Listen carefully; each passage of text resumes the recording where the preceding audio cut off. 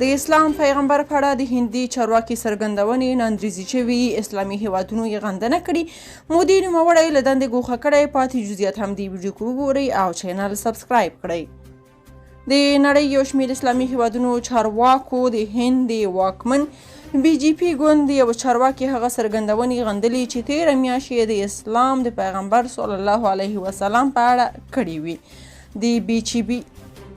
د بي جي پي ګوند مرکزي ویان نورپور شرما دا څرګندونې تېره میاشت هند کې د یو متنازع جومات په اړه یو تلویزیوني بحث کې کړې وې.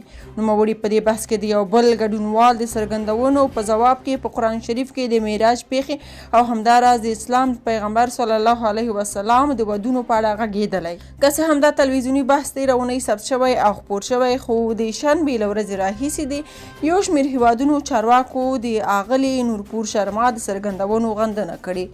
افغانستان کې د طالبانو ویان ذبیح الله مجاهد پر ټویټر پاڼه کې د دغه کړنې غندنه کړې او د هند له حکومت یې غوښتي چې متعصب اشخاصو ته اجازه ورنکړي چې د اسلام مبارک دین ته سپکاوی وکړي او د مسلمانانو احساسات وپاروي.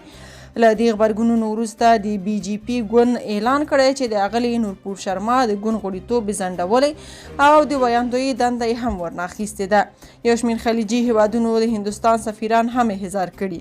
د پاکستان لومړي وزیر شهباز شریف یکشنبه پر خپل ټویټر پاڼه لیکلي بي جي پي ګوند د دې چارواکو د څرګندونو سخته غندنه کوي.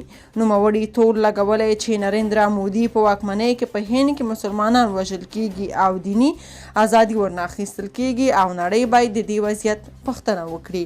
که په دې اړه څه نظر لرئ په کومنټ کې شریک او چینل سبسکرایب کړئ.